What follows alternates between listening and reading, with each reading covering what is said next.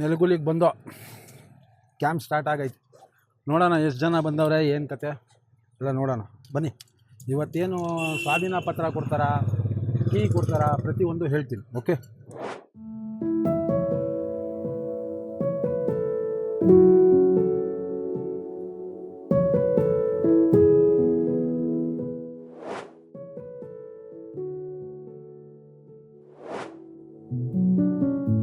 ಆರೋಗ್ಯನಾ? ನಮಸ್ಕಾರ ಸರ್, ನಮಸ್ಕಾರ. ನಮಸ್ತೆ. ನಮಸ್ಕಾರ ರಾಘವೇಂದ್ರ ಅವರೇ, ಆರೋಗ್ಯನಾ? ಹಾಂ, MD ಬರ್ತಾವ್ರೆ.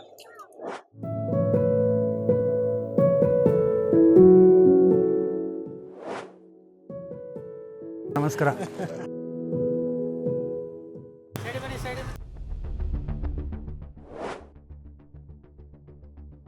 ಮಹೇಶ್ ಅವ್ರು ನಿಂತ್ಕೊಂಡು ಕ್ಲೀನಾಗಿ ಒಂದೊಂದೇ ಹಂಚಿಕೆ ಪತ್ರನ ಕೊಡ್ತಾರಂಥದ್ದು ಭವಾನಿ ಮೇಡಮ್.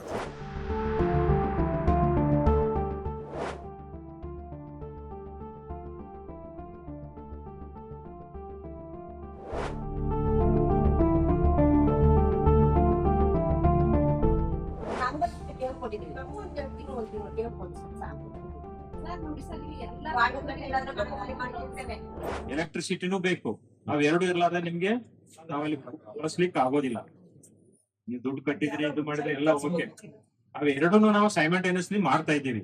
ಮಿನಿಮಮ್ 1 ವಾರದಿಂದ 10 days ನಮ್ಗೆ ಟೈಮ್ ಬೇಕು. ಟೈಮಲ್ಲಿ ಎಲ್ಲಾನು ಸರಿ ಮಾಡಿ ಕೊಡ್ತೀವಿ ನಾವು. ನೀವೆಷ್ಟು ಕಾಳಜಿ ಇದೆಯೋ ಅದಕ್ಕಿಂತ 10 ಪಟ್ಟು ಕಾಳಜಿ ಬೇಗ ಕೊಡ್ಬೇಕು ಅಂತ ಡೇಟ್ ಫಿಕ್ಸ್ ಆಗುತ್ತೆ. ನಿಮ್ಗೆ ಕೀ ಕೊಡ್ತೀವಿ, ಪೊಸಿಷನ್ ಸರ್ಟಿಫಿಕೇಟ್ ಕೊಡ್ತೀವಿ.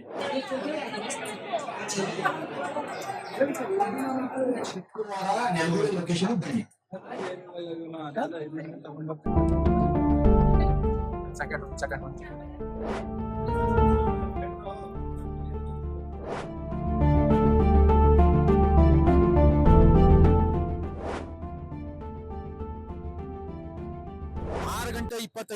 ಇಲ್ಲಿ ಗಂಟ ಬೆಳಗ್ಗೆಯಿಂದ ಕಾದ್ರು. ಊಟ ಇಲ್ಲ, ತಿಂಡಿ ಇಲ್ಲ, ನೀರಿಲ್ಲ, ಏನಿಲ್ಲ.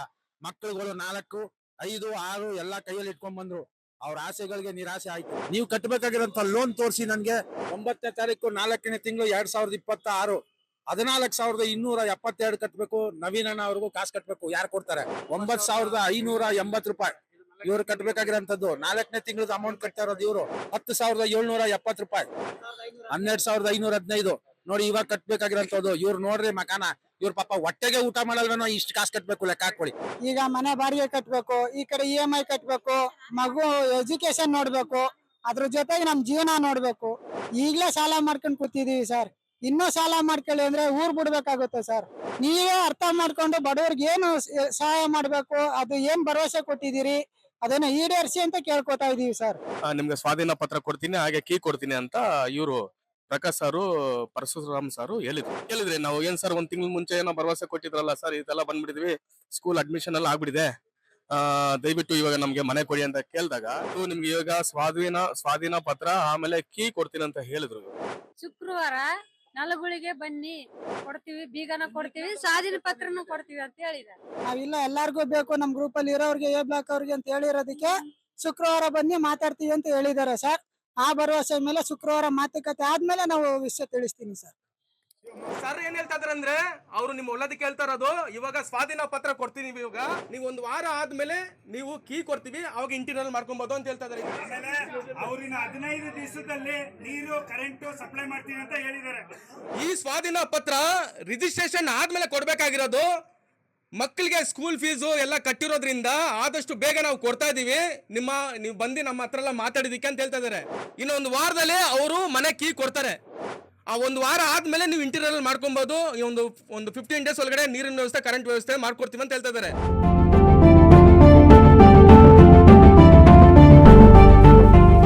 ಆ ಲೆಟರ್ ಅಲ್ಲಿ ಏನಿದೆ ಅಂತ ಹೇಳಿದ್ರೆ, ನಿಮ್ಮ ಹೆಸರು ಅದನ್ನ ಆದ್ಮೇಲೆ ಅಲ್ಲಿ ಸ್ವಾಧೀನ ಪತ್ರ ಕೊಡ್ತಾರೆ, ಅಲ್ಲೊಂದು ಸೈನ್ ಆದ್ಮೇಲೆ ಇಲ್ಲೊಂದು ಸೈನ್ ಮಾಡಾದ್ಮೇಲೆ ಒಂದು ಲೆಟರ್ ಅಂತ ಇರುತ್ತೆ. ಆ ಲೆಟರ್ ಸೈನ್ ಮಾಡ್ಬೇಕು. ಆ ಲೆಟರ್ ಏನಿದೆ ಅಂತ ಹೇಳಿದ್ರೆ, ಈಗ ನಾನು ಸ್ವಾಧೀನ ಪತ್ರ ತಗೊಂತಾ ಇದ್ದೀನಿ, ಇನ್ನು 3 ತಿಂಗಳಲ್ಲಿ ನಾನು ರಿಜಿಸ್ಟ್ರೇಷನ್ ಮಾಡ್ಕೊಂತೀನಿ ಅಂತ ಆ ಲೆಟರ್ ಅಲ್ಲಿ ಮೆನ್ಷನ್ ಆಗಿದೆ. 3 month ಅಲ್ಲಿ. ಇವಾಗ ನಾನೇನ್ ಹೇಳ್ತಾ ಇದೀನಿ ಅಂದ್ರೆ, ಇದು ನಿನ್ನ ಮನೆ ಯಾರು ಬಂದು ಏನು ಕೇಳಕ್ಕಾಗಲ್ಲ ಅಂತ ಹೇಳಿದ್ರೆ, ನಿಮ್ಮ ಒಂದು ಸ್ವಂತ ಒಂದು ಪತ್ರದಲ್ಲಿ ನೀವು ಸೈನ್ ಮಾಡಿದ್ರು, ನೀವು ರಿಜಿಸ್ಟ್ರೇಷನ್ ಮಾಡ್ಕೊಳ್ಳೋದು ತುಂಬಾ ಒಳ್ಳೇದೇ, ಅದು ಒಳ್ಳೇದೇ ಅದು.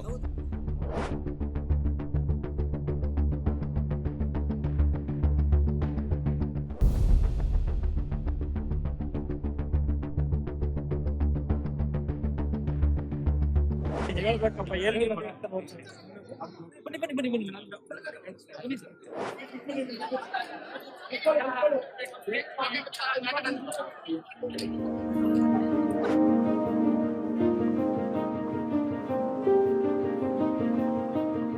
ಕರ್ನಾಟಕ ಸರ್ಕಾರ ರಾಜೀವ್ ಗಾಂಧಿ ವಸತಿ ನಿಗಮದ ವತಿಯಿಂದ 1 ಲಕ್ಷ ಬಹುಮಹಡಿ ಬೆಂಗಳೂರು ವಸತಿ ಯೋಜನೆಯಡಿ ನಾವು 45,124 ಮನೆಗಳನ್ನ ಬೆಂಗಳೂರು ನಗರ ವ್ಯಾಪ್ತಿಯ ಬೇರೆ ಬೇರೆ 64 ಪ್ರದೇಶಗಳಲ್ಲಿ ಮನೆಗಳನ್ನ ಕಟ್ತಾ ಇದ್ದೀವಿ.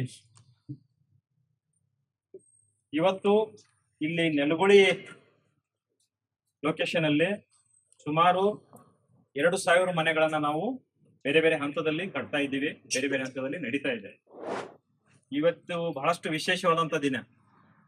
ಒಟ್ಟು 64 ಲೊಕೇಶನ್, 1 BHK 64 ಲೊಕೇಶನ್ ಅಲ್ಲಿ ಸುಮಾರು 12 ಲೊಕೇಶನ್ ಅಲ್ಲಿ 3,826 ಮನೆಗಳನ್ನ 2 BHK ಮನೆಗಳನ್ನ ಕಟ್ತಾ ಇದ್ದೀವಿ. ಇದು ರಾಜ್ಯ ಸರ್ಕಾರದ ಅತ್ಯಂತ ಮಹತ್ವಾಕಾಂಕ್ಷಿಯಾದಂತಹ ಒಂದು ಯೋಜನೆ. ಈ ಯೋಜನೆಯಡಿ 2 BHK ಸಂಬಂಧಪಟ್ಟಂಗೆ ಈಗಾಗಲೇ ನೆಲಗುಳಿ ಪ್ರದೇಶದ ಬಗ್ಗೆ ನಾನು ಮಾತಾಡೋದಾದ್ರೆ ತುಂಬಾ ಚೆನ್ನಾಗಿ ನಾವು ಇಲ್ಲಿ ಇನ್ಫ್ರಾಸ್ಟ್ರಕ್ಚರ್ ಅನ್ನು ರೆಡಿ ಮಾಡಿದೀವಿ, ಮನೆಗಳು ರೆಡಿ ಆಗಿದೆ. ಒಂದು ಸಮಸ್ಯೆ ಏನಾಗಿತ್ತು ಅಂತಂದ್ರೆ ಕುಡಿಯೋ ನೀರು. ಇಲ್ಲಿ ಸುಮಾರು ನಮ್ಮ ಇವರು ಕಾಂಟ್ರಾಕ್ಟರ್ ಹೇಳೋ ಪ್ರಕಾರ 11 ಲೊಕೇಶನ್ ಅಲ್ಲಿ ಬೋರ್ವೆಲ್ ಹಾಕಿದ್ದಾರೆ. 11 ಪಾಯಿಂಟ್ ಅಲ್ಲಿ 11 ಜಾಲ ಬಿಂದುಗಳನ್ನ ಐಡೆಂಟಿಫೈ ಮಾಡಿ, ಪಾಯಿಂಟ್ ಅನ್ನು ಐಡೆಂಟಿಫೈ ಮಾಡಿ ಬೋರ್ವೆಲ್ ಹಾಕಿದ್ದಾರೆ. ಎಲ್ಲೂ ನೀರ ಬಂದಿಲ್ಲ. ಸೊ ಈ ಬಿಲ್ಡಿಂಗ್ ಕನ್ಸ್ಟ್ರಕ್ಷನ್ ಮಾಡ್ಲಿಕ್ಕೂ ಬೇರೆ ಕಡೆ ನೀರು ತಂದು ಅವರೆಲ್ಲ ಅಡ್ಜಸ್ಟ್ಮೆಂಟ್ ಮಾಡ್ಕೊಂಡಿದ್ದಾರೆ. ನಮ್ದೆಲ್ಲ ಇನ್ಫ್ರಾಸ್ಟ್ರಕ್ಚರ್ ರೆಡಿ ಆಯ್ತು, ನೀವೆಲ್ಲ ನೋಡ್ತಾ ಇದ್ದೀರಿ. ಪ್ಲಾಂಟೇಶನ್ ಮಾಡ್ಕೊಂಡಿದೀವಿ, ರೋಡ್ ಮಾಡಿದೀವಿ, ಕನೆಕ್ಟಿವಿಟಿ ಮಾಡಿದೀವಿ, STPR ರೆಡಿ ಆಗಿದೆ, ಎಲ್ಲಾನು ರೆಡಿ ಆಗಿದೆ. ಕುಡಿಯೋ ನೀರಿನ ಪ್ರಾಬ್ಲಮ್ ಇದೆ. ಮತ್ತೆ ಬಹಳಷ್ಟು ಜನ ನೀವು ಇಲ್ಲಿ ಸೆಲೆಕ್ಷನ್ ಮಾಡ್ಕೊಳಕ್ಕಿಂತ ಮುಂಚೆ ಇಲ್ಲಿ ಬಂದಾಗ ನೀವು ಅಬ್ಸರ್ವ್ ಮಾಡಿದ್ರು ಕೂಡ ಅದನ್ನೇ ಸುಮಾರು ಜನ ಕೇಳಿದ್ರಿ, ಸರ್ ಕುಡಿಯೋ ನೀರ್ ಬಗ್ಗೆ ಏನೇನು ಅರೇಂಜ್ಮೆಂಟ್ ಮಾಡ್ತಾ ಇದ್ರಿ ಅಂತ ಹೇಳಿ. ಸೊ ಇದ್ರ ಮಧ್ಯೆ ನಾವು BWSSB ಇಂದ ಕಾವೇರಿ ನೀರು ತರ್ಲಿಕ್ಕೂ ಕೂಡ ಪ್ರಯತ್ನ ಮಾಡಿದ್ವಿ. ಅದು ಸ್ವಲ್ಪ ಪ್ರೊಸೆಸ್ ನಡೀತಾ ಇದೆ, ಸ್ವಲ್ಪ ಟೈಮ್ ತಗೊಳುತ್ತೆ. ಬಟ್ ಸದ್ಯಕ್ಕೆ ನೀವು ಇಲ್ಲಿ ಬಂದ್ಮೇಲೆ ತಕ್ಷಣಕ್ಕೆ ಕುಡಿಲಿಕ್ಕೆ ತಾತ್ಕಾಲಿಕವಾಗಿ ನಾವೇನು ಅರೇಂಜ್ಮೆಂಟ್ ಮಾಡ್ಬೇಕಲ್ಲ ಅದನ್ನ ಪ್ರಿಪೇರ್ ಮಾಡ್ಕೊಳ್ತಾ ಇದೀವಿ. ಎಲೆಕ್ಟ್ರಿಸಿಟಿದು ಮಾಡ್ಕೊಳ್ತಾ ಇದೀವಿ. ಮುಂಚೆನೆ ಇಷ್ಟು ಜನ ನೀವೆಲ್ಲ ಬಂದ್ರಿ, ಮುಂದೆ ಬಂದ್ರಿ, ಪ್ಲಾಟ್ಗಳನ್ನ ಸೆಲೆಕ್ಟ್ ಮಾಡ್ಕೊಂಡ್ರಿ, ಅಮೌಂಟ್ ಕಟ್ಟಿದ್ರಿ. ಕಟ್ಟಿದ್ಮೇಲೆ ನಮಗೂ ಕೂಡ ಅರ್ಥ ಆಗುತ್ತೆ. ಯಾಕಂದ್ರೆ ನೆಕ್ಸ್ಟ್ ಮಂತ್ ಅಲ್ಲಿ ಅಥವಾ ಬರೋ ದಿನಗಳ ಜೂನಲ್ಲಿ ಮಕ್ಕಳು ಶಾಲೆ ಪ್ರಾರಂಭ ಆಗುತ್ತೆ, ಅಡ್ಮಿಷನ್ ಮಾಡ್ಕೊಂಡಿದ್ದೀರಾ, ಆಮೇಲೆ ಎಲ್ಲೋ ಒಂದ್ ಕಡೆ ಬಾಡಿಗೆ ಇರ್ತೀರಾ, ಅಲ್ಲಿಂದ ಶಿಫ್ಟ್ ಆಗಿ ಇಲ್ಲಿ ಬರ್ಬೇಕು, ಎಲ್ಲ ಸಾಮಾನುಗಳನ್ನ ಈ ಕಡೆ ತಗೊಂಡ್ ಬರ್ಬೇಕು, ಇವೆಲ್ಲ ಇದ್ದೇ ಇರುತ್ತೆ. ಸೊ ಇವುಗಳಿಗೆ ನಿಮ್ಗೆ ಸ್ಪಂದಿಸ್ಬೇಕಂತ ಹೇಳಿ ಈ ಒಂದು ಸ್ವಾಧೀನ ಪತ್ರವನ್ನು ಕೊಡ್ಲಿಕ್ಕೆ ನಾವು ಡಿಸಿಷನ್ ತಗೊಂಡಿವಿ. ಇದ್ರಲ್ಲಿ ಒಂದು ಅಂಶವನ್ನ ತಾವು ಗಮನಿಸಬೇಕು. ನಾವ್ ಯಾವಾಗ್ಲೂ ಸರ್ಕಾರದ ವತಿಯಿಂದ, ನಿಗಮದ ವತಿಯಿಂದ ಬೇಸಿಕ್ ಇನ್ಫ್ರಾಸ್ಟ್ರಕ್ಚರ್ ಮಾಡಿನೇ ನಿಮ್ಗೆ ಕೊಡ್ಬೇಕು. ಅದು ನಮ್ಮ ಕರ್ತವ್ಯ, ಜೊತೆಗೆ ಅದು ಜವಾಬ್ದಾರಿ ಕೂಡ. ಕುಡಿಯೋ ನೀರಿಲ್ಲದೆ ನಾನು ಮನೆ ಕೊಟ್ರೆ ಕೆಲವೊಬ್ರು ಹೇಳ್ತಾ ಇದ್ರು, ಸರ್ ನೀರ್ ಆಯ್ತು ಆಮೇಲೆ ಅರೇಂಜ್ಮೆಂಟ್ ಮಾಡಿ, ಎಲೆಕ್ಟ್ರಿಸಿಟಿ ಪರವಾಗಿಲ್ಲ ಸರ್ ನಾವ್ ಹೆಂಗೋ ಅಡ್ಜಸ್ಟ್ ಮಾಡ್ಕೊಳ್ತೀವಿ ಅಂತ ಹೇಳ್ತಾ ಇದ್ರು. ಆಗಿರೋದಿಲ್ಲ. ಪಾಪ ನೀವು ದುಡ್ಡು ಕಟ್ಟಿದೀರಾ, ಬಟ್ ನಮ್ಮ ಎಫರ್ಟ್ ನಾವು ಬೇರೆ ಬೇರೆ ಏನ್ ಪ್ರಯತ್ನ ಮಾಡ್ತಾ ಇದೀವಿ ಅದು ಆದ ತಕ್ಷಣ ನಿಮ್ಗೆ ಮನೆ ಕೊಡ್ಬೇಕಂತ ಕಾಯ್ತಾ ಇದೀವಿ. ನೀವು ಬೇಕು ಅಂತ ಹೇಳಿದ್ರೆ ಇವತ್ತು ಸ್ವಾಧೀನ ಪತ್ರ ಕೊಡ್ತಾ ಇದೀವಿ. ನನ್ ಕಡೆಯಿಂದ ನಿಮ್ಗೆ ಮನವಿ ಏನಂತಂದ್ರೆ, ಸ್ವಾಧೀನ ಪತ್ರ ತಗೊಳ್ಳಿ, ಫಸ್ಟ್ ನೀವು ಮಾಡ್ಬೇಕಾದದ್ದು ರಿಜಿಸ್ಟ್ರೇಷನ್ ಮಾಡ್ಬೇಕು. ಯಾಕೆ ಇದನ್ನ ಹೇಳ್ತಾ ಇದೀನಿ ಅಂತಂದ್ರೆ, ನಾಳೆ ಪರ್ಮನೆಂಟ್ ಎಲೆಕ್ಟ್ರಿಸಿಟಿ ನಿಮ್ಗೆ ಕೊಡ್ಬೇಕು ಬೆಸ್ಕಾಂ ಇಂದ ಅಂತಂದ್ರೆ, ನಾಳೆ BWSSB ಇಂದ ನೀರ್ ನಿಮ್ ಮನೆಗೆ ಕನೆಕ್ಟಿವಿಟಿ ಕೊಡ್ಬೇಕು ಅಂತಂದ್ರೆ ಪ್ರತಿಯೊಬ್ಬರದು ರಿಜಿಸ್ಟ್ರೇಷನ್ ಕೇಳ್ತಾರೆ. ಈಗ ನಿಮ್ ಕಷ್ಟಕ್ಕೆ ನಾವು ಸ್ಪಂದಿಸ್ತಾ ಇದ್ದೀವಿ. ಈಗ ಸ್ವಾಧೀನ ಪತ್ರ ತೆಗೆದುಕೊಂಡ ತಕ್ಷಣ ಹಿಂದಿನ ಪ್ರೊಸೆಸ್ ನೀವು ಮಾಡ್ಬೇಕು.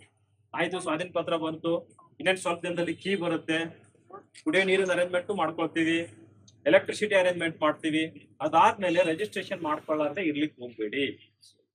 ಮುಂದೆ ಏನಾಗುತ್ತೆ, ಒಬ್ರು ರಿಜಿಸ್ಟ್ರೇಷನ್ ಮಾಡಿಲ್ಲ ಅಂತಂದ್ರು ಕೂಡ ನಾನಲ್ಲಿ ಬೇರೆ ಆರ್ಗನೈಸೇಷನ್ ಕಡೆಯಿಂದ ಕುಡಿಯೋ ನೀರು ತರೋದಾಗಿರ್ಬೋದು, ಎಲೆಕ್ಟ್ರಿಸಿಟಿ ತರೋದಾಗಿರ್ಬೋದು ಕಷ್ಟ ಆಗುತ್ತೆ. ಸೊ ಹಾಗಾಗಿ ಯಾರು ಕೂಡ ನೆಗ್ಲೆಕ್ಟ್ ಮಾಡೋದಿಲ್ಲ ಅನ್ನೋದು ನಮ್ಮ ಭಾವನೆ. ಬಟ್ ನೀವು ಮೈ ಮರೆತು ಆಯ್ತು ಸ್ವಾಧೀನ ಪತ್ರ ಕೊಟ್ರು, ನಾವು ಮನೆಯಲ್ಲಿ ಬಂದಿದೀವಿ, ಕೀ ಕೊಟ್ಟಿದ್ದಾರೆ, ಇನ್ನೇನಾದ್ರೂ ಅವಶ್ಯಕತೆ ಇಲ್ಲ ಅಂತ ಅನ್ನುವಂತ ಭಾವನೆ ನಿಮ್ಮಲ್ಲಿ ಇರಬಾರ್ದು. ಸೊ ಹಾಗಾಗಿ ಒಂದು ಪತ್ರದಲ್ಲಿ ನಾವು ಅಂಡರ್ಟೇಕನ್ ತಗೋತಾ ಇದ್ದೀವಿ. ಅದ್ರಲ್ಲಿ ನೀವು ಹೇಳ್ತೀರಿ ಏನಂತ, ಇವತ್ತು ನಾನು ಸ್ವಾಧೀನ ಪತ್ರ ಪಡಿತಾ ಇದ್ದೀನಿ, ಮ್ಯಾಕ್ಸಿಮಮ್ ಟೈಮ್ ಕೊಡ್ತಾ ಇದೀವಿ 3 months. 3 months ಸಲುವಾಗಿ ವೇಟ್ ಮಾಡ್ಬೇಕು ಅಂತಿಲ್ಲ. ನಾಳೆ ಆದ್ರೆ ನಾಳೆನೆ ಮಾಡಿ, ಒಂದು ವಾರದಲ್ಲಾದ್ರೆ ವಾರದಲ್ಲೇ ಮಾಡಿ. ಎಷ್ಟು ಬೇಗ ಮಾಡ್ತೀರಿ ಅಷ್ಟು ನಿಮ್ ಮುಂದಿನ ಫೆಸಿಲಿಟೀಸ್ ನಿಮ್ಗೆ ಬೇಗ ಸಿಗ್ತದೆ. ರೈಟ್. ಇನ್ನೊಂದು ನಮ್ಮ ಚೀಫ್ ಇಂಜಿನಿಯರ್ ಹೇಳಿದ ಹಾಗೆ ಸದ್ಯದಲ್ಲಿ ಸ್ಟಾಂಪ್ ಡ್ಯೂಟಿ ಜಾಸ್ತಿ ಆಗ್ತಾ ಇದೆ. ನೀವೆಷ್ಟು ಡಿಲೇ ಮಾಡ್ತೀರಿ ಅಷ್ಟು ನೀವು ಅಲ್ಲಿ ದುಡ್ಡು ಜಾಸ್ತಿ ಕಟ್ಟಬೇಕಾಗುತ್ತೆ, ಡಬಲ್ ಆಗುತ್ತೆ ಅದು.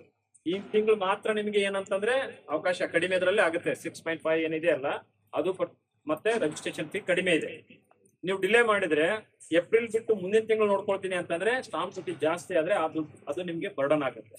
ನಾವೆಲ್ಲ ಒಂದೊಂದು ರೂಪಾಯಿನೂ ಗೋಳೆ ಮಾಡಿ ಎಲ್ಲ ಕಲೆಕ್ಟ್ ಮಾಡಿ ಈ ಮನೆಗಳನ್ನ ತಗೊಳ್ತಾ ಇದ್ರಿ. ನಮ್ಗೆ ತುಂಬಾ ಸಂತೋಷ, ನಿಮ್ಗೆ ಈ ಸೇವೆ ಕೊಡ್ಲಿಕ್ಕೆ ತುಂಬಾ ಸಂತೋಷದಿಂದ ನಾವು ಇದನ್ನ ಕೊಡ್ತಾ ಇದ್ದೀವಿ. ಇಷ್ಟು ಜನ ನೀವು ಬಂದದನ್ನ ನೋಡಿ ನಮ್ಗೆ ಸಂತೋಷ ಆಯ್ತು. ನಾನು ಪ್ರತಿ ಸಾರಿ ಇಲ್ಲಿ ಬಂದಾಗ 2-4 ಜನ ಇರ್ತಿದ್ರು. ಕೇಳಿದಾಗ ಕುಡಿಯೋ ನೀರಿನ ಪ್ರಾಬ್ಲಮ್, ಎಲೆಕ್ಟ್ರಿಸಿಟಿ ಇವೆಲ್ಲ ಇರ್ತಿದ್ರು. ಇವತ್ತು ಯಾವ ಪ್ರಾಬ್ಲಮ್ ಇಲ್ಲ. ಕುಡಿಯೋ ನೀರಿಂದ ಆಲ್ರೆಡಿ ನಾವು ಬೋರ್ವೆಲ್ ಡ್ರಿಲ್ ಮಾಡಿದೀವಿ, 2 ಪಾಯಿಂಟ್ ಹಾಕಿದೀವಿ. ಇನ್ನೂ 1 ಪಾಯಿಂಟ್ ಅನ್ನು ಐಡೆಂಟಿಫೈ ಮಾಡ್ತಾ ಇದ್ದೀವಿ. ಎಲ್ಲಿ ನೀರು ಜಾಸ್ತಿ ಇದೆ, ಈಲ್ಡ್ ಜಾಸ್ತಿ ಇದೆ, ಅಲ್ಲಿ ಬೋರ್ವೆಲ್ ಹಾಕ್ತಿವಿ. ಆಯ್ತಾ? ಒಳ್ಳೆ ನೀರ್ ಬರ್ಲಿ, ನೀರ್ ಬಂದ್ಮೇಲೆ ನಿಮ್ಗೆ ಎಲ್ಲ ಅನುಕೂಲ ಆಗ್ಲಿ ಅನ್ನುವಂತ ಆಶಯನೂ ನಮ್ಮಲ್ಲಿ ಇದೆ. ಸೊ ಹಾಗಾಗಿ ನನ್ನ ವಿನಂತಿ ಏನಂತಂದ್ರೆ, ಈ ಸ್ವಾಧೀನ ಪತ್ರ ಇವತ್ತು ತಗೊಂಡ ತಕ್ಷಣ ನೀವು ರಿಜಿಸ್ಟ್ರೇಷನ್ಗೆ ಪ್ರಾರಂಭ ಮಾಡ್ಕೊಳ್ಳಿ. ನಾನು ಹೇಳಿದ ಹಾಗೆ 1 ವಾರದಲ್ಲಿ ಕುಡಿಯೋ ನೀರು, ಎಲೆಕ್ಟ್ರಿಸಿಟಿ ಟೆಂಪರರಿ ಇವೆರಡೂ ಅರೇಂಜ್ಮೆಂಟ್ ಮಾಡ್ಕೊಳ್ತೀನಿ. ಅದಾದ್ಮೇಲೆ ಮನೆಯಲ್ಲಿ ಏನು ಸಣ್ಣ ಪುಟ್ಟ ಇಂಟೀರಿಯರ್ ಪ್ರಿಪೇರ್ ಮಾಡ್ಬೇಕು, ಎಲ್ಲೋ ಒಂದು ನಲ್ಲಿ ಇರ್ತದ ಹಾಕ್ಬೇಕಾಗಿರ್ತದ, ಏನೋ ಕನೆಕ್ಷನ್ ಮಾಡೋದಿರ್ತದ, ಅದಿರ್ತದ. ಅವು ಸಣ್ಣ ಪುಟ್ಟ ಏನಿದೆಯಲ್ಲ ಅದನ್ನ 1 ವಾರ 10-15 ದಿನದಲ್ಲಿ ಮುಗಿಸ್ತೀವಿ. ಅಲ್ಲಿ ಯಾವುದೇ ಮನೆಗಳು ತಗೋಬೇಕು ಅಂದಾಗ ಚೆಕ್ ಲಿಸ್ಟ್ ಇರುತ್ತೆ. ಚೆಕ್ ಲಿಸ್ಟ್ ನೋಡ್ಕೊಂಡು ಸೈನ್ ಹಾಕಿ. ಅದರಲ್ಲಿ ಇದೆಯಾ, ನಿಮ್ಗೆ ಕಮೋಡ್ ಕರೆಕ್ಟ್ ಆಗಿದೆಯಾ, ಇದನ್ನೆಲ್ಲ ನೋಡ್ಬಿಟ್ಟು ಸೈನ್ ಹಾಕ್ಬೇಕು. ಹೊತ್ತು ನೀವು ಎಲ್ಲ ಕೊಟ್ಟಾದ್ಮೇಲೆ ನಮ್ಮ ಆಫೀಸ್ ಹತ್ರ ಬಂದು ಸರ್ ಲೀಕ್ ಆಗ್ತದೆ, ಅಲ್ಲಿ ಲೀಕ್ ಆಗ್ತದೆ ಅಂತ ಹೇಳ್ಬಾರ್ದು. ಒಂದ್ 2 ದಿವಸ 3 ದಿವಸ ಚೆಕ್ ಮಾಡಿ, ಇಲ್ಲೇ ನೀವು ಚೆಕ್ ಲಿಸ್ಟ್ ಕೊನೆಗೆ ಸೈನ್ ಮಾಡಿ. ನೀವು 3 ದಿವಸ ಆದ್ಮೇಲೆ ಅಲ್ಲಿ ಬಂದು ಕಂಪ್ಲೇಂಟ್ ಹೇಳ್ಬಾರ್ದು. ಸರ್ ನಾನು ನೀವು ಕೊಟ್ಟಾಗ ಚೆನ್ನಾಗಿತ್ತು, ಇವಾಗ ಡ್ಯಾಮೇಜ್ ಆಗ್ಬಿಟ್ಟಿದೆ ಸರ್, ಹಾಗೆ ಹೀಗೆ ಅಂತ. 1 ವಾರ ಚೆಕ್ ಮಾಡ್ಬಿಟ್ಟು ಸೈನ್ ಹಾಕಿ ಚೆಕ್ ಲಿಸ್ಟ್. ಮನೆ ತಗೊಳಕ್ಕಿಂತ ಮುಂಚೆ ಎಲ್ಲ ಚೆಕ್ ಮಾಡ್ಕೊಂಡು ತಗೊಳ್ಬೇಕು. ಆಮೇಲೆ ಒಬ್ರು ಯಾರೋ ಕೇಳ್ತಾ ಇದ್ರು, ಸರ್ 1 ವಾರ ಆದ್ಮೇಲೆ ಅಥವಾ 10 days 15 days ಆದ್ಮೇಲೆ ಪುನಃ ನಾವು ಎಲ್ಲಿಗೆ ಬರ್ಬೇಕು ಅಂತ. ನೀವೇನ್ ನಮ್ಮ ಆಫೀಸಿಗೆ ಬರೋ ಅವಶ್ಯಕತೆ ಇಲ್ಲ. ಇಲ್ಲೇ ಸಬ್ ಡಿವಿಷನ್ ಮಾಡಿದೀವಿ. ನಮ್ಮ AEE ಇಲ್ಲೇ ಇರ್ತಾರೆ, ಸಾರಿ AE ಇಲ್ಲೇ ಇರ್ತಾರೆ. ವಿನೋದ್ ಅಂತ ಹೇಳಿ AE ಇದಾರೆ, ಅವ್ರು ಇಲ್ಲೇ ಇರ್ತಾರೆ. ಅವ್ರ ಕಾಂಟ್ಯಾಕ್ಟ್ ಡೀಟೇಲ್ಸ್ ತಗೊಳ್ಳಿ. AEE ಒಬ್ರು ಇಲ್ಲೇ ಇರ್ತಾರೆ, ಸಬ್ ಡಿವಿಷನ್ಗೆ ಬರ್ತಾರೆ. ಅದಾದ್ಮೇಲೆ ಫ್ರೀಕ್ವೆಂಟ್ಲಿ EE ಇಲ್ಲಿ ವಿಸಿಟ್ ಮಾಡ್ತಿರ್ತಾರೆ. ನಿಮ್ ಜಾಸ್ತಿ ಇಶ್ಯೂ ಸಾಲ್ವ್ ಆಗ್ಲಿಲ್ಲ ಅಂದ್ರೆ ನಮ್ ಚೀಫ್ ಇಂಜಿನಿಯರ್ ಬರ್ತಾರೆ, ಅವಾಗೂ ಸಾಲ್ವ್ ಆಗ್ಲಿಲ್ಲ ಅಂದ್ರೆ ನಾನು ಬರ್ತೀನಿ. ಓಕೆ. 2 ಮೂರನೇದು, ನಾವು ಕೆಲವೊಬ್ರು ಕೇಳಿದ್ರು ಈ ಇಂಟ್ರೆಸ್ಟ್ ಸಬ್ವೆನ್ಷನ್ ಸಂಬಂಧಪಟ್ಟಾಗೆ. ಘನ ಸರ್ಕಾರ ಆಲ್ರೆಡಿ ಇಂಟ್ರೆಸ್ಟ್ ಸಬ್ವೆನ್ಷನ್ ಸ್ಕೀಮ್ ಅನ್ನ ಜಾರಿ ತಂದು ಅದಕ್ಕೆ ಸಂಬಂಧಪಟ್ಟಂಗೆ ಅಮೌಂಟ್ ಕೂಡ ರಿಸರ್ವೇಶನ್ ಮಾಡಿದೆ. ಈ ಬಜೆಟ್ ಅಲ್ಲಿ ನಾವು ರಿಕ್ವೆಸ್ಟ್ ಮಾಡಿದ್ವಿ, ರಿಸರ್ವೇಶನ್ ಮಾಡಿದೆ. ಪ್ರಪೋಸಲ್ ಅಪ್ರೂವ್ ಆಗಿದೆ. ಕೆನರಾ ಬ್ಯಾಂಕ್ ಇಂದ ಆ ಪ್ರೊಸೆಸ್ ನಡೀತಾ ಇದೆ. ನನ್ನಿಂದ ನಮ್ದು ಏನು ಇಬ್ಬರ ಮಧ್ಯೆ ಅಗ್ರಿಮೆಂಟ್ ಮಾಡ್ಕೊಳ್ಬೇಕಲ್ಲ, ಕೆನರಾ ಬ್ಯಾಂಕ್ ಮತ್ತೆ ನಮ್ಮ ನಿಗಮದವರು, ಅದನ್ನ ಪ್ರೊಸೆಸ್ ಮಾಡಿದೀವಿ. ಲಾಸ್ಟ್ ವಾರ ಮಾಡಿದೀವಿ, ಹೋದ ವಾರ ಮಾಡಿದೀವಿ. ಬಹುಶಃ ಈ ಶಾರ್ಟ್ಲಿ ಎಲ್ಲಾನು ಕ್ಲಿಯರ್ ಆಗುತ್ತೆ. ಅಂದ್ರೆ ನಿಮ್ಮ ಅಕೌಂಟಿಗೆ ಅದೇನು ಸಬ್ಸಿಡಿ ಬರಬೇಕು ಅಮೌಂಟ್ ಬರುತ್ತೆ. ಏನು ಇಂಟ್ರೆಸ್ಟ್ ಸಬ್ವೆನ್ಷನ್ ಅಲ್ಲಿ 3-5% ಅಮೌಂಟ್ ಬರ್ಬೇಕಾಗಿತ್ತು, ಮ್ಯಾಕ್ಸಿಮಮ್ 3,000 ಕೊಡ್ತೀವಿ ಅಂತ ಹೇಳಿದ್ವಿ ನಾವು, ಅದು ಬರುತ್ತೆ. ಯಾರ್ಯಾರು ಲೋನ್ ತಗೊಂಡಿದ್ರಿ, ಸುಮಾರು ಜನ ಹೇಳ್ತಾ ಇದ್ರು ಸರ್ ಆಲ್ರೆಡಿ ಲೋನ್ ತಗೊಂಡು 5-6 ತಿಂಗಳಾಯ್ತು, ನಾವು EMI ಕಟ್ತಾ ಇದೀವಿ ಅಂತ. ಅದ್ರ ಬಗ್ಗೆ ಯಾವ್ದು ನೀವು ಬೇಜಾರ್ ಮಾಡ್ಕೊಳ್ಳುವಂತ ಅವಶ್ಯಕತೆ ಇಲ್ಲ. ಅದಕ್ಕೆ ಸಂಬಂಧಪಟ್ಟ ನಮ್ ಪೋರ್ಷನ್ ಬಂದೇ ಬರುತ್ತೆ, ಎಲ್ಲ ಸೇರಿ ನಿಮ್ ಅಕೌಂಟಿಗೆ ಬರುತ್ತೆ. ಓಕೆ. ಒಂದ್ಸರಿ ಬಂದ್ಮೇಲೆ 10 ವರ್ಷ ನಾವು ಅದನ್ನ ಕಟ್ತಾನೆ ಇರ್ತೀವಿ. ನೀವ್ ಯಾವಾಗ ಅಮೌಂಟ್ ಕಟ್ತೀರಿ, ನಿಮ್ ಅಮೌಂಟ್ ಬ್ಯಾಂಕಿಗೆ ಡಿಪಾಸಿಟ್ ಆದ ವೆರಿ ನೆಕ್ಸ್ಟ್ ಮೂಮೆಂಟ್ ನಮ್ಮ ಅಮೌಂಟ್ ಬಂದ್ಬಿಡುತ್ತೆ. ಆ ತರ ಸಿಸ್ಟಮ್ ಇದೆ. ಅದಾದ್ಮೇಲೆ ಈಗಾಗಲೇ BWSSB ಇಂದ ಕಾವೇರಿ ನೀರು ತರಿಸಲಿಕ್ಕೆ 27 ಕೋಟಿ ಎಸ್ಟಿಮೇಟ್ ಕೊಟ್ಟಿದ್ದಾರೆ. ಅದನ್ನು ಕೂಡ ನಾವು ಕ್ರಮ ಜರುಗಿಸ್ತಾ ಇದ್ದೀವಿ. ಇವೆಲ್ಲ ಸರ್ಕಾರದ ಯೋಜನೆಗಳು. ಸೊ ಎಲ್ಲಾ ಪ್ರೊಸೆಸ್ ನಡೀತಾ ಇದೆ. ಸೊ ಇವತ್ತು ಸ್ವಾಧೀನ ಪತ್ರ ಕೊಡ್ತೀವಿ, ಸಿಂಬಾಲಿಕಲಿ ನಾನು ಕೊಡ್ತೀನಿ, ಉಳಿದದ್ದನ್ನ ನಮ್ಮ ಆಫೀಸರ್ಸ್ ಕೊಡ್ತಾರೆ. ಇವತ್ತು ಸ್ವಾಧೀನ ಪತ್ರ ತಗೊಂಡು ನಿಮ್ದು ಸೇಲ್ ಡೇಟ್ ಮಾಡ್ಕೊಳ್ಳುವಂತ ಪ್ರೊಸೆಸ್, ಇನ್ನು ಉಳಿದಂತ ಏನೇನ್ ಪ್ರೊಸೆಸ್ ಇದೆ ಅದೆಲ್ಲಾನು ಸ್ಟಾರ್ಟ್ ಮಾಡಿ. ಮತ್ತೆ ಯಾವ್ದು ಕನ್ಫ್ಯೂಷನ್ ಇಟ್ಕೊಳಕ್ ಹೋಗ್ಬೇಡಿ. ಸರ್ ಸ್ವಾಧೀನ ಪತ್ರ ಕೊಡ್ತೀರಿ, ಸೇಲ್ ಡೇಟ್ ಮಾಡ್ಕೊಂಡೇ ಬರ್ಬೇಕಾ, ಅಥವಾ ದುಡ್ಡು ನಮ್ಮ ಇಂಟ್ರೆಸ್ಟ್ ಸಬ್ವೆನ್ಷನ್ ಯಾವಾಗ ಬರುತ್ತೆ, ಇನ್ನು ಎಷ್ಟು ದಿನ ಆಗುತ್ತೆ, ಕೀ ಯಾವಾಗ ಕೊಡ್ತೀರಾ ಅಂತ ಯಾವ್ದು ಕೇಳಲಿಕ್ಕೆ ಹೋಗ್ಬೇಡಿ. ಎಲ್ಲಾನು ಹೇಳಿದೆ ನಾನು, ಹೇಳಿದ್ನಲ್ಲ, ಎಲ್ಲಾ ಪಾಯಿಂಟ್ಸ್ ಕವರ್ ಮಾಡಿದೀನಿ. ಸೊ ಇನ್ನೇನಾದ್ರೂ ಡೌಟ್ ಇದ್ರೆ ಅದನ್ನ ನಮ್ಮ ಇಂಜಿನಿಯರ್ಸ್ ಇರ್ತಾರೆ, ಅವ್ರು ಎಕ್ಸ್ಪ್ಲೈನ್ ಮಾಡ್ತಾರೆ. So ಹಾಗಾಗಿ ಈ ಮೂಲಕ ನಮ್ಮ ಮಾನ್ಯ ಶಾಸಕರಿಗೆ ಧನ್ಯವಾದಗಳನ್ನ ಹೇಳ್ತಾ ಇದ್ದೀನಿ. ಪಂಚಾಯತಿ ಅವರು ನಮ್ಗೆ ತುಂಬಾ ಸಹಕಾರ ಮಾಡಿದ್ದಾರೆ, ಅವ್ರಿಗೆ ಧನ್ಯವಾದ. ಡಿಸಿಎಂ ಸಾಹೇಬ್ ಎಲ್ಲರಿಗೂ ಧನ್ಯವಾದ. ಯಾಕಂದ್ರೆ ಎಲ್ಲರ ಸಹಕಾರ, ನಿಮ್ಗೆಲ್ಲ ಸಹಕಾರದಿಂದ ಇದನ್ನ ಫಸ್ಟ್ ಟೈಮ್ ನಾವು ಸಕ್ಸಸ್ಫುಲ್ ಆಗಿ ಇದನ್ನ ಮಾಡ್ತಾ ಇದೀವಿ. ಬ್ಯಾಂಕ್ ಲೋನ್ ತಗೊಳ್ಳೋದು ಎಷ್ಟು ಕಷ್ಟ ಆಯ್ತು ಅಂತ ಹೇಳಿ ನಮ್ಗೆ ಗೊತ್ತಾದ್ಮೇಲೆ ನಾವು ಬ್ಯಾಂಕರ್ಸ್ ಮೀಟಿಂಗ್ ಮಾಡಿದೀವಿ. ಎಷ್ಟು ಮೀಟಿಂಗ್ ಮಾಡಿದೀವಿ ಅಂತಂದ್ರೆ ನಂಬರ್ ಹೇಳಲಿಕ್ಕೆ ನೀವು ಹೇಳಿದ್ರೆ ನಂಬೋದಿಲ್ಲ, ಅಷ್ಟು ಫ್ರೀಕ್ವೆಂಟ್ ಆಗಿ ಮೀಟಿಂಗ್ ಮಾಡ್ತೀವಿ. ಅದಾದ್ಮೇಲೆ NBFC ಅವ್ರನ್ನ ಕರೆದ್ವಿ, ಅವ್ರಿಗೆ ಕಂಡೀಷನ್ ಹಾಕಿದ್ವಿ, ಕಡಿಮೆ ಬಡ್ಡಿದಲ್ಲಿ ನೀವು ಲೋನ್ ಕೊಡ್ಬೇಕು ಅಂತ ಹೇಳಿ. ಅದನ್ನ ಅವ್ರು ಫಾಲೋ ಮಾಡಿ ಲೋನ್ ಕೊಡ್ತಾ ಇದ್ದಾರೆ. ಇನ್ ಕೆಲವೊಂದು ಸಮಸ್ಯೆಗಳು ಇದ್ದೇ ಇರ್ತವೆ. ಅವ್ರು ಸಿಬಿಲ್ ಸ್ಕೋರ್ ನೋಡ್ತಾ ಇದ್ರು, ಅದನ್ನ ನೋಡ್ಬೇಡ ಅಂತ ಹೇಳಿದೀವಿ. ಈಗ ಕೆಲವೊಂದು ಏನಂತಂದ್ರೆ ಏಜ್ ಆದವರಿಗೆ ಅವರು ಲೋನ್ ಕೊಡೋದು ಅವ್ರಿಗೂ ಸ್ವಲ್ಪ ನಾರ್ಮ್ಸ್ ಅಲ್ಲಿ ಇರೋದಿಲ್ಲ, RBI ಗೈಡ್ಲೈನ್ಸ್ ಅಲ್ಲಿ ಇರೋದಿಲ್ಲ. ಅವಾಗ ಅವ್ರು ಏನ್ ಮಾಡ್ತಾರೆ, ಯಾರು ಏಜ್ ಆಗಿದೆಲ್ಲ ಅವ್ರ ಮಕ್ಕಳಿದ್ರೆ ಮಕ್ಕಳನ್ನ ಕೋ ಅಪ್ಲಿಕೆಂಟ್ ಅಂತ ತಗೊಂಡು ಸಾಲ ಕೊಡ್ತಾ ಇದ್ರು. ಅದನ್ನ ನೀವು ಅದ್ರ ಬಗ್ಗೆ ಏನ್ ಪ್ರೊಸೀಜರ್ ಮಾಡ್ಬೇಕು ಅನ್ನೋದು ನೋಡ್ಬೇಕು. ಅವಾಗ 60 ಆದ್ಮೇಲೆ ಅವ್ರಿಗೆ ಡಿಫಿಕಲ್ಟ್ ಲೋನ್ ಕೊಡ್ಲಿಕ್ಕೆ. ಎಲ್ಲರಿಗೂ ಒಳ್ಳೇದಾಗ್ಲಿ. ನಮ್ಮ ಇದಕ್ಕೆಲ್ಲ ಸ್ಪಂದಿಸಿದ್ದೀರಿ.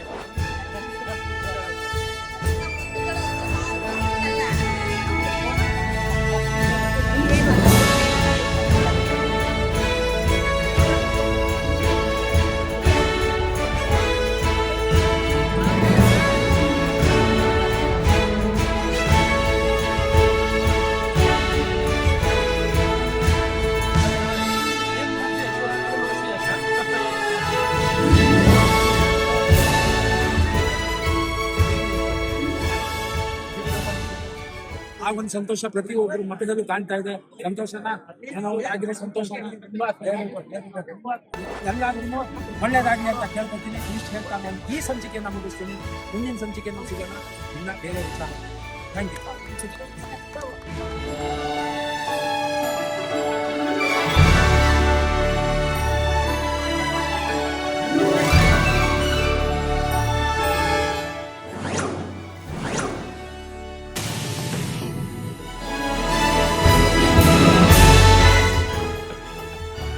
ಡಿಜಿಟಲ್ ಭಾರತ್ ಸೇವಾ ನಿಮ್ಮ ಫ್ಯಾಮಿಲಿ.